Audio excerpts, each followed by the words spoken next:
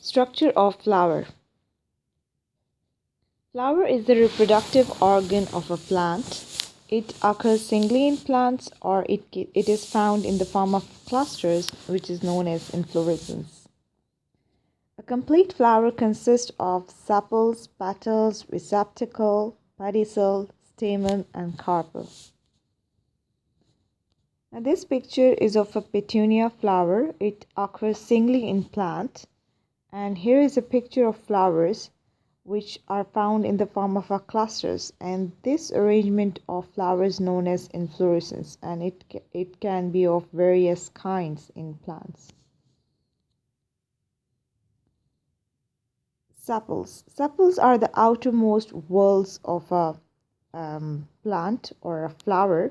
They are modified leaves and green in color, and sepals collectively are called calyx. They form the outermost layer of floral leaves. Now this is a picture of a hibiscus flower. It is enclosed by sepals. You see, the flower has not bloomed yet. So calyx is the outermost layer which is supporting and protecting the flower. And here you will see another layer of floral leaves which is called as epicalyx. It is found in some flowers, like in hibiscus, EPICALYX is present. It cannot be found in all flowers, but calyx is definitely present in complete flowers. Second whorl of the flower is called petals, which forms the most conspicuous part of the flower. Now here you see petals. They are of different colors, beautifully colored, beautifully structured. They have nectaries. They have beautiful scent in order to attract insects. You see here, the honeybee is sucking nectar. So they are large, brightly colored, beautifully arranged, beautifully designed so that insects visit these flowers and suck nectars and helps in pollination. Petals collectively are called as corolla. Now in some flowers, calyx and corolla are not differentiated, so they are called as that structure of flowers called perianth, in which calyx and corolla are not differentiated. Receptacle and pedicel. Now you see, receptacle is the solen part of the flower. This is a bud of rose which is enclosed by sepals, and you see here is receptacle, the solen part of the flower, and the stalk of the flower is called pedicel. You see, this is the stalk of the flower. These stalk of flowers are called as the pedicel. Some flowers do not have pedicel. They are called as sessile flowers. Stamen. Stamen is basically the male part of the flower. Stamens collectively are called androecium, and they consist of two parts, filament and anther. Now this picture shows you the structure of stamen. You see, stamen consists of a filament. It is a stalk which holds anther, and these anthers have two lobes. Each lobe has two pollen sacs. Within the pollen sacs, pollen grains are present. Stamens, the collective term for stamens is androecium.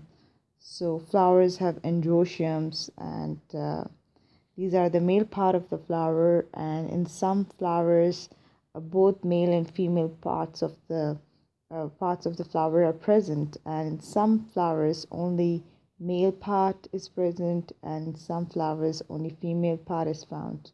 So flowers which contain both male and female part of the flower, they are called as bisexual flowers, and the other flowers are called as unisexual. Carpel, pistil, gynoecium. So carpel and pistil are the female part of the flower, and gynoecium is a collective term for carpels, and carpel and pistil consist of three parts: stigma, style, and ovary. So this is a structure for carpel. You see stigma, then there is style, and lowermost is called as the ovary. So stigma is the uppermost part of the flower.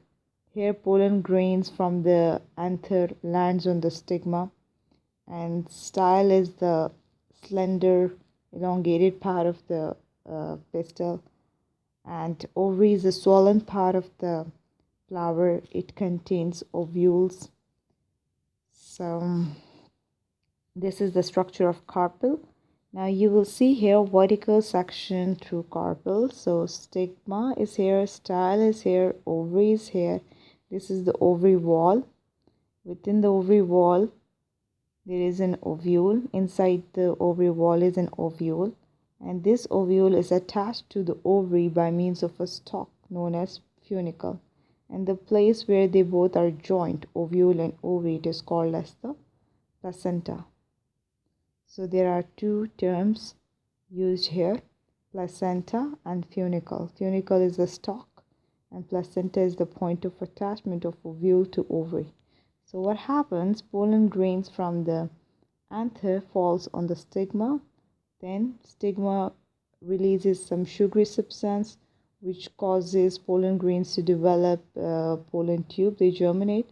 So with the help of pollen tube, it reaches inside the ovule, and then that's how fertilization happens. Fertilization happens when male part of the flower reaches to the female part of the flower, and then after fertilization this ovary becomes fruit and ovule becomes seed. So basically the fruit which we eat is ovary and the seed inside it are ovules.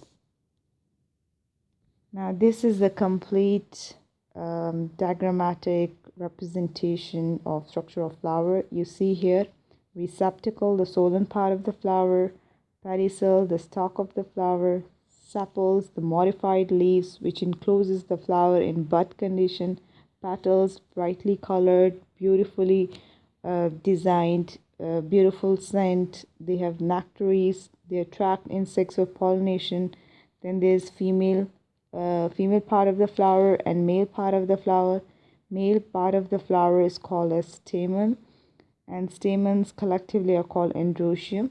It consists of two parts, anther and filament. Filament is the stalk and anther is the one which contains pollen grains. And female part of the flower is called carpel or pistil. Collective term for carpel and pistil is gynoecium. It consists of three parts, stigma, style, ovary, and inside ovary, ovule is present. And this is the structure of a complete flower, and this is also a structure of a bisexual flower because it contains stamen and carpels together. Thank you.